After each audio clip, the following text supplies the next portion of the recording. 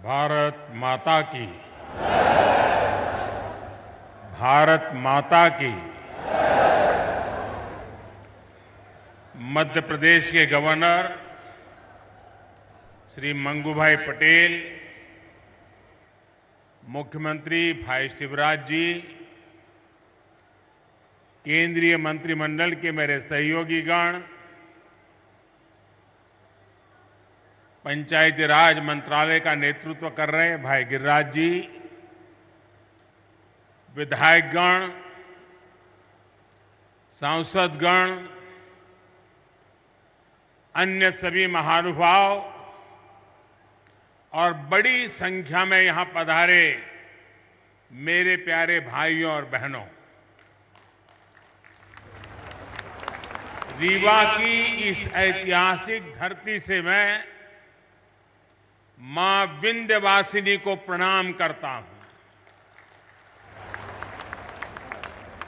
ये धरती शूरवीरों की है, देश के लिए मर मिटने वालों की है।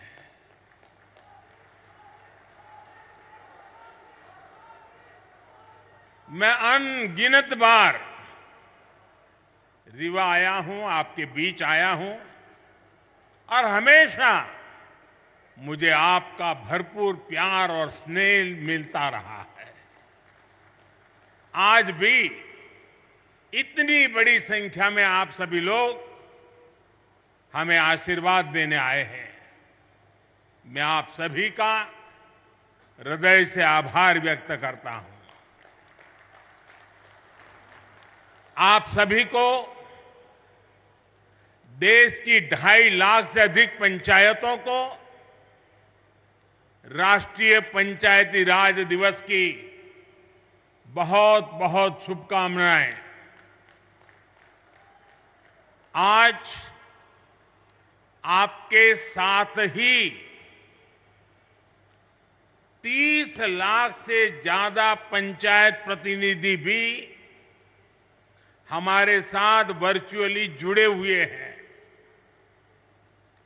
ये निश्चित रूप से भारत के लोकतंत्र की बहुत ही सशक्त तस्वीर है। हम सभी जनता के प्रतिनिधि हैं। हम सभी इस देश के लिए, इस लोकतंत्र के लिए समर्पित है। काम के दायरे भले ही अलग अलग हो, लेकिन लक्ष्य एक ही है, जन सेवा से राष्ट्र सेवा।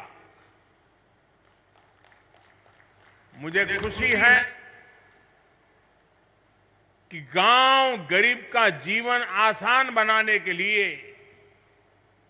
जो भी योजनाएं केंद्र सरकार ने बनाई हैं, उन्हें हमारी पंचायतें पूरी निष्ठा से जमीन पर उतार रही है।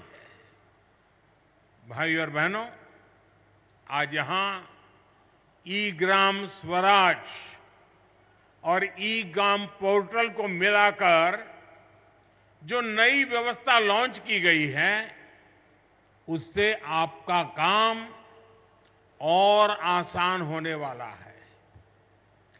पीएम स्वामित्व योजना के तहत भी देश के 35 लाख ग्रामीण परिवारों को प्रॉपर्टी कार्ड दिए गए हैं।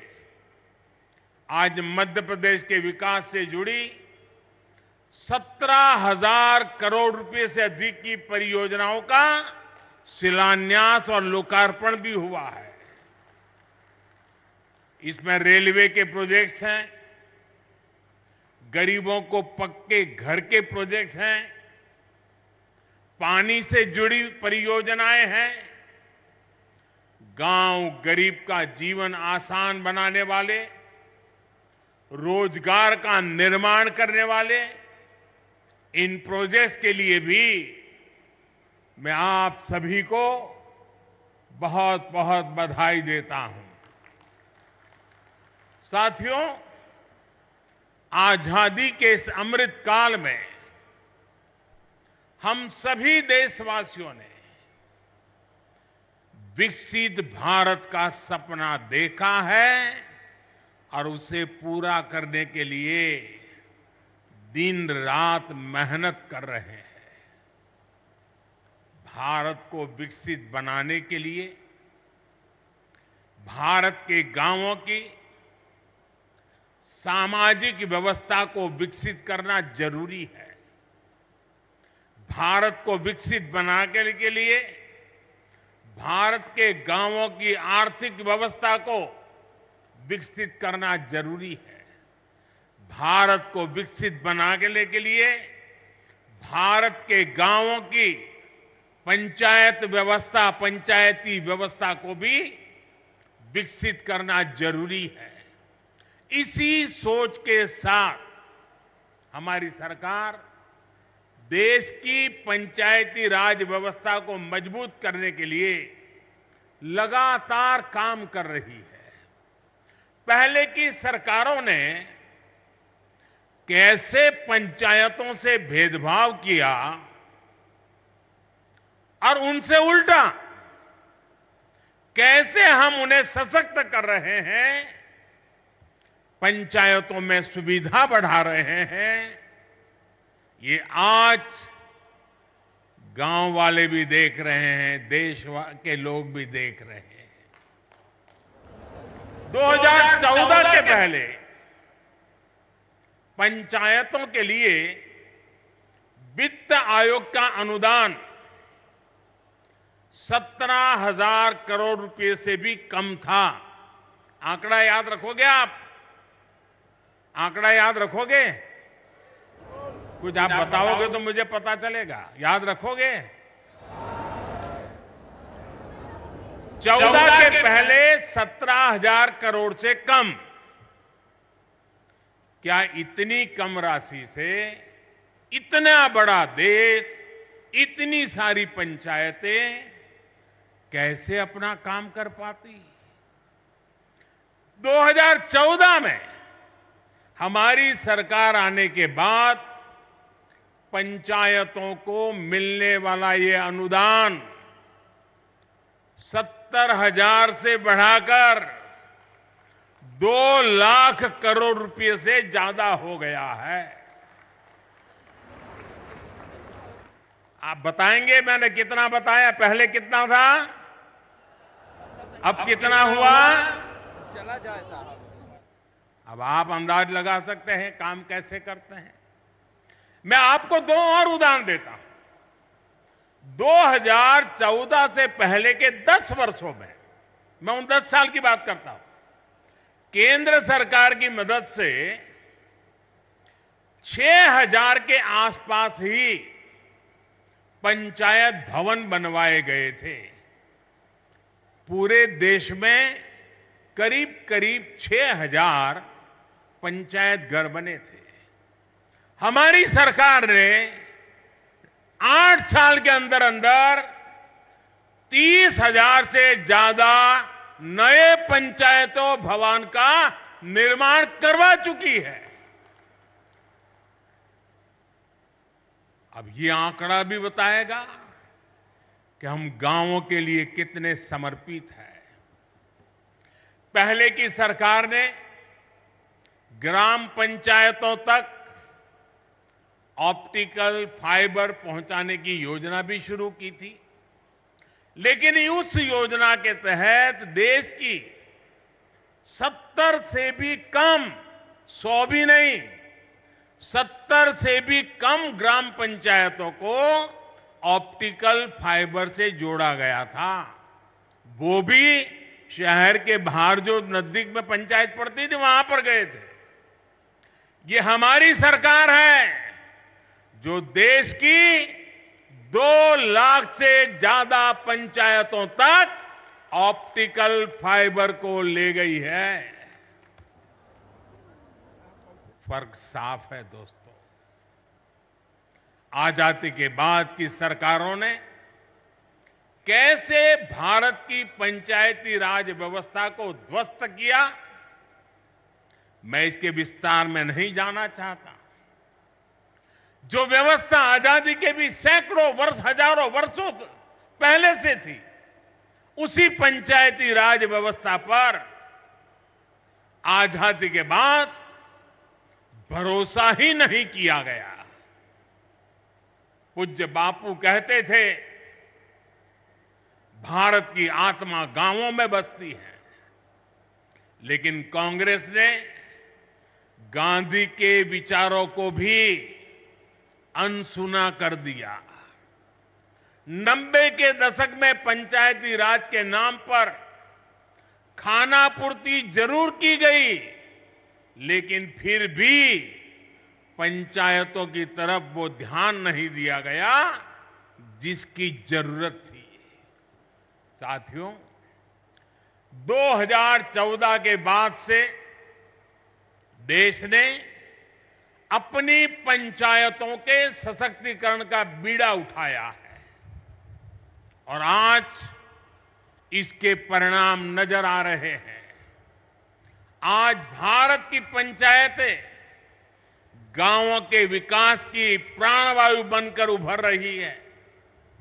ग्राम पंचायतें गांव की आवश्यकता के अनुसार गांव का विकास करें, इसके लिए ग्राम पंचायत विकास योजना बनाकर काम किया जा रहा है।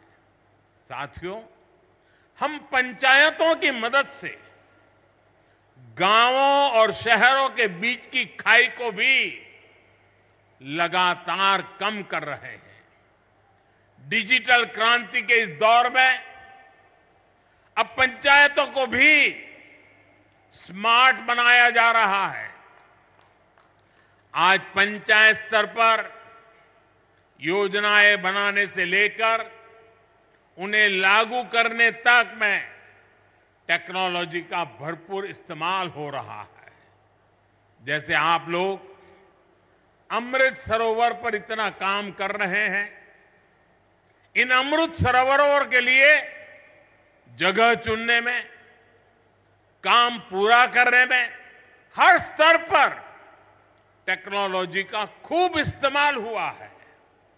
आज यहां ई Gram Swaraj jam integrated portal का शुभारंभ भी किया गया है। इससे पंचायतों के माध्यम से होने वाली खरीद की प्रक्रिया सरल और पारदर्शी बनेगी। इससे अब पंचायतों को कम कीमत में सामान मिलेगा और स्थानीय छोटे उद्योगों को भी अपना सामान बेचने का एक सशक्त माध्यम मिल जाएगा। दिव्यांगों के लिए ट्राइसिकल हो या बच्चों की पढ़ाई से जुड़ी चीजें, पंचायतों के सब सामान इस पोर्टल पर आसानी से मिलेगा। भाई और बहनों, आधुनिक टेक्नोलॉजी का एक और लाभ हम पीएम स्वामित्व योजना में भी देख रहे हैं। हमारे यहां गांव के घरों के प्रॉपर्टी के कागजों को लेकर बहुत उलझने रही है।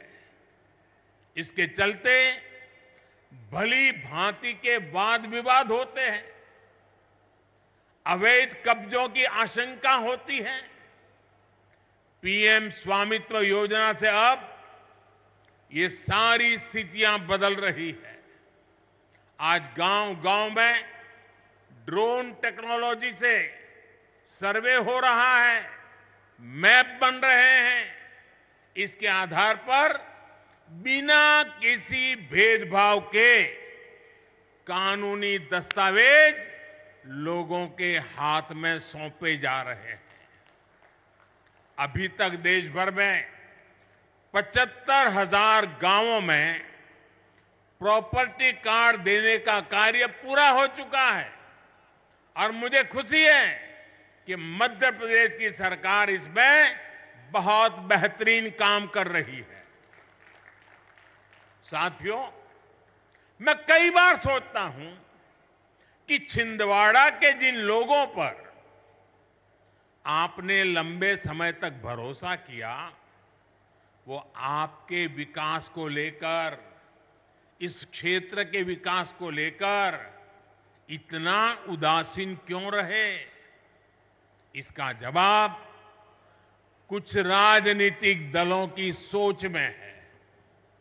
आजादी के बाद जिस दल ने सबसे ज्यादा समय तक सरकार चलाई, उसने ही हमारे गांवों का भरोसा तोड़ दिया। गांव में रहने वाले लोग, गांव के स्कूल, गांव की सड़कें, गांव की बिजली, गांव में भंडारण के स्थान, गांव की अर्थव्यवस्था, कांग्रेस शासन के दौरान सबको सरकारी प्राथमिकताओं में सबसे निचले पायदान पर रखा गया। भाइयों और बहनों, देश की आधी से ज्यादा आबादी जिन गांवों में रहती है, उन गांवों के साथ इस तरह सौतेला व्यवहार करके देश आगे नहीं बढ़ सकता। इसलिए 2014 के बाद जब आपने हमें सेवा का अवसर दिया, तो हम गांव की अर्थव्यवस्था को, गांव में सुविधाओं को, गांव के लोगों के हितों को सर्वोच्च प्राथमिकता में ले आए हैं। उज्ज्वला योजना के तहत जो 10 करोड़ गैस कनेक्शन मिले, वो गांव के लोगों को ही तो मिले हैं। हमारी सरकार में गरीबों के जो देश भर में 4.25 करोड़ से भी अधिक घर बने हैं, उसमें से 3 करोड़ से अधिक घर गांव में ही तो बने हैं। और इसमें भी बड़ी बात यह है कि इन ज्यादातर घरों में मालिकाना हक हमारी बहनों, बेटियों, माताओं का भी है। हमारे यहां एक ऐसी ट्रेडिशन चली, घर हो तो पुरुष के नाम पर, दुकान हो पुरुष के नाम पर, गाड़ी हो पुरुष के नाम पर, खेत हो पुरुष के नाम पर, महिलाओं के नाम पर कुछ होता ही नहीं था। हमने ये रिवाज बदला है और मालिकाना हक हमारी माताएं, बहनें, बेटियां बने। साथियों, भाजपा की सरकार ने देश की करोड़ों महिलाओं को घर की मालकिन बनाया है। और आप जानते हैं, आज के समय में पीएम आवास का हर घर लाख रुपए से भी ज्यादा कीमत का होता है। यानी भाजपा ने देश में करोड़ों दीदी को लखपति दीदी बनाया है। मैं इन सभी लखपति दीदियों को प्रणाम करता हूं। आप आशीर्वाद दीजिए कि देश में और कोटि दीदी भी लखपति बने, इसके लिए हम काम करते रहे। आज ही यहां 4 लाख लोगों का उनके अपने पक्के घर में गृह प्रवेश हुआ है। इसमें भी बहुत बड़ी संख्या में लखपति दीदी बन गई है। मैं सभी को बहुत बहुत बधाई देता हूं। साथियों, पीएम सौभाग्य योजना के तहत जिन 2.5 करोड़ घरों में बिजली पहुंची, उनमें से ज्यादातर गांव के ही घर हैं। गांव के रहने वाले मेरे भाई बहन हैं। गांव के लोगों के लिए हमारी सरकार ने हर घर जल योजना भी शुरू की है। सिर्फ 3-4 साल में इस योजना की वजह से देश के 9 करोड़ से अधिक ग्रामीण परिवारों को घर में नल से जल मिलने लगा है। यहां एमपी में भी गांव में रहने वाले सिर्फ 13 लाख परिवारों तक नल से जल पहुंचता था। पहले की बात करता हूं। आज एमपी के गांवों में करीब करीब 60 लाख घरों तक नल से जल पहुंचने लगा है। और आपका एक जिला तो 100% हो गया है। साथियों, हमारे गांव के लोगों का पहले देश के बैंकों पर अधिकार ही नहीं माना जाता था, भुला दिया गया था। गांव के ज्यादातर लोगों के पास ना बैंक खाते होते थे और ना ही उन्हें बैंकों से सुविधा मिलती थी। बैंक खाता ना होने की वजह से सरकार जो पैसा गरीबों के लिए भेजती थी वो भी बीच में ही लूट जाता था। हमारी सरकार ने इसे भी पूरी तरह बदल दिया है। हमने जनधन योजना चलाकर गांव के 40 करोड़ से ज्यादा लोगों के बैंक खाते खुलवाए। हमने इंडिया पोस्ट पेमेंट बैंक के माध्यम से पोस्ट ऑफिस का उपयोग करके गांवों तक बैंकों की पहुंच बढ़ाई। हमने लाखों बैंक मित्र बनाए, बैंक सखियों को प्रशिक्षित किया। आज इसका प्रभाव देश के हर गांव में नजर आ रहा है। देश के गांवों को जब बैंकों की ताकत मिली है तो खेती किसानी से लेकर व्यापार कारोबार तक सब में गांव के लोगों की मदद हो रही है। साथियों, पहले की सरकारों ने भारत के गांवों के साथ एक और बड़ा अन्याय किया था। पहले की सरकारें गांव के लिए पैसे खर्च करने से बचती थी। गांव अपने आप में कोई वोट बैंक तो था ही नहीं, इसलिए उन्हें नजरअंदाज किया जाता था। गांव के लोगों को बांटकर कई राजनीतिक दल अपनी दुकान चला रहे थे। भारतीय जनता पार्टी ने गांवों के साथ हो रहे इस अन्याय को भी समाप्त कर दिया है।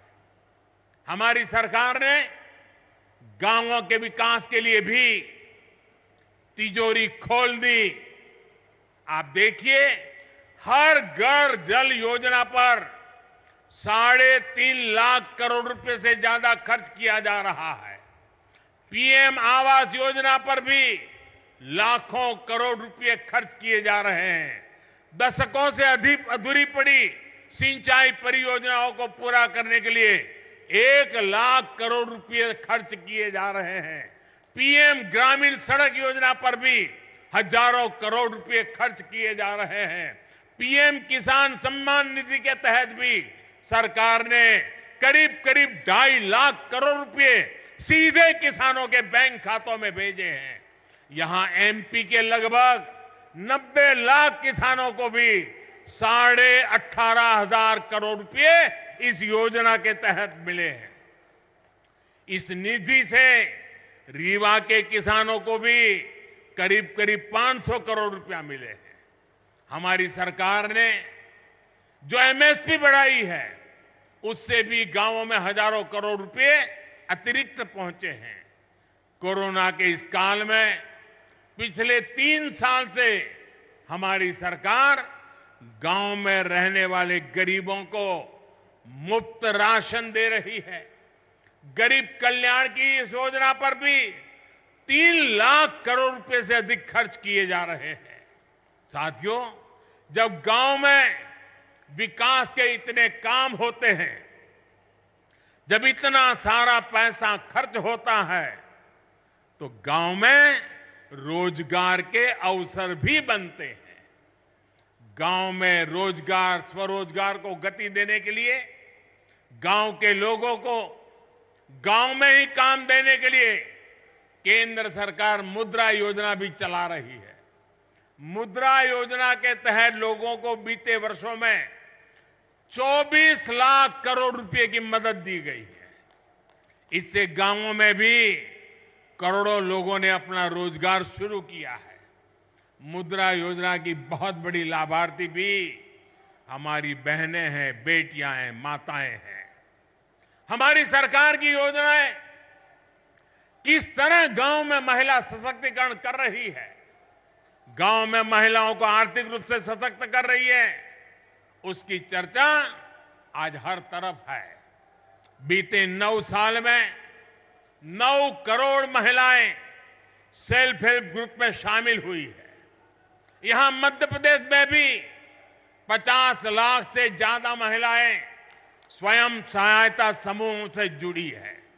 हमारी सरकार में हर स्वयं सहायता समूह को बिना बैंक गारंटी 20 लाख रुपए तक का ऋण दिया जा रहा है। कितने ही लघु उद्योगों की कमान अब महिलाएं ही संभाल रही है। यहां तो राज्य सरकार ने हर जिले में दीदी कैफे भी बनाया है। पिछले पंचायत चुनावों में सेल्फ हेल्प ग्रुप से जुड़ी करीब 17,000 बहनें पंचायत प्रतिनिधि के तौर पर चुनी गई है। ये अपने आप में बड़े गर्व की बात है। मैं मध्य प्रदेश की नारी शक्ति को इसके लिए फिर एक बार बहुत बहुत बधाई देता हूं। साथियों, आज यहां आजादी के अमृत महोत्सव में समावेशी विकास का अभियान भी शुरू हुआ है। ये विकसित भारत के निर्माण के लिए सबका प्रयास के भाव को सशक्त करने वाला है।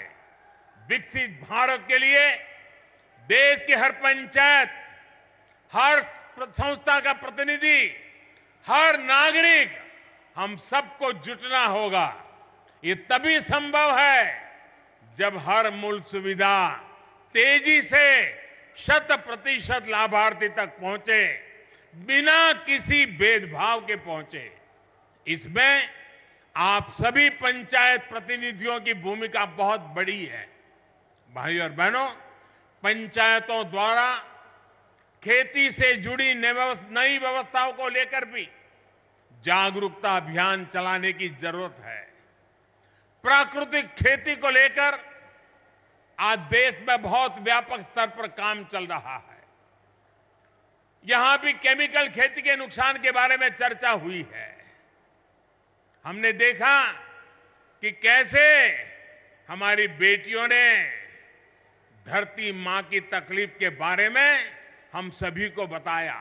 नाट्य प्रयोग करके धरती मां की वेदना हम तक पहुंचाई है।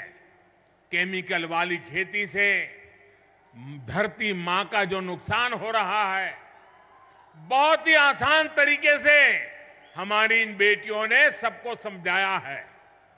धरती की ये पुकार हम सभी को समझनी होगी।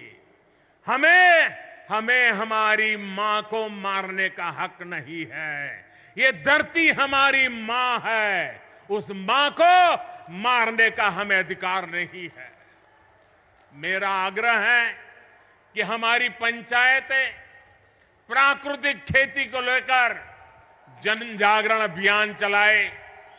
छोटे किसान हो, पशुपालक हो, मछुआरे भाई बहन हो, इनकी मदद के लिए जो अभियान केंद्र सरकार चला रही है, उसमें भी पंचायतों की बड़ी भागीदारी है। जब आप विकास से जुड़ी हर गतिविधि से जुड़ेंगे तो राष्ट्र के सामूहिक प्रयासों को बल मिलेगा। यही अमृत काल में विकसित भारत के निर्माण की ऊर्जा बनेगी। साथियों, आज पंचायती राज दिवस पर मध्य प्रदेश विकास को नई गति देने वाली कई और परियोजनाओं का शिलान्यास और लोकार्पण हुआ है। Chhindwara Nainpur Mandla fort rail line के बिजलीकरण से इस क्षेत्र के लोगों की दिल्ली, चेन्नई और हावड़ा, मुंबई तक कनेक्टिविटी और आसान हो जाएगी। इसका बड़ा लाभ हमारे आदिवासी भाई बहनों को भी होगा। आज छिंदवाड़ा नैनपुर के लिए नई ट्रेनों भी शुरू हुई है। इन नई ट्रेनों के चलने से कई कस्बे और गांव अपने जिला मुख्यालय छिंदवाड़ा सिवनी से सीधे जुड़ जाएंगे। इन ट्रेनों की मदद से नागपुर और जबलपुर जाना भी आसान हो जाएगा। आज जो रीवा इतवारी छिंदवाड़ा नई ट्रेन चली है, उससे भी अब सिवनी और छिंदवाड़ा सीधे नागपुर से जुड़ जाएंगे। ये पूरा क्षेत्र तो अपने वन्य जीवों के लिए बहुत प्रसिद्ध है। यहां की बढ़ती हुई कनेक्टिविटी यहां पर्यटन भी बढ़ाएगी और रोजगार के नए अवसर भी बनाएगी। इसका बड़ा लाभ यहां के किसानों को होगा, विद्यार्थियों को होगा, रेलवे के डेली पैसेंजर्स को होगा, छोटे कारोबारी और दुकानदारों को होगा। यानी डबल इंजन की सरकार ने आज आपकी खुशियां भी डबल कर दी है। साथियों, आज मैं आपका एक और बात के लिए आभार व्यक्त करना चाहता हूं। अभी शिवराज जी ने बड़े विस्तार से वर्णन किया कि इस रविवार मन की बात के 100 एपिसोड पूरे हो रहे हैं।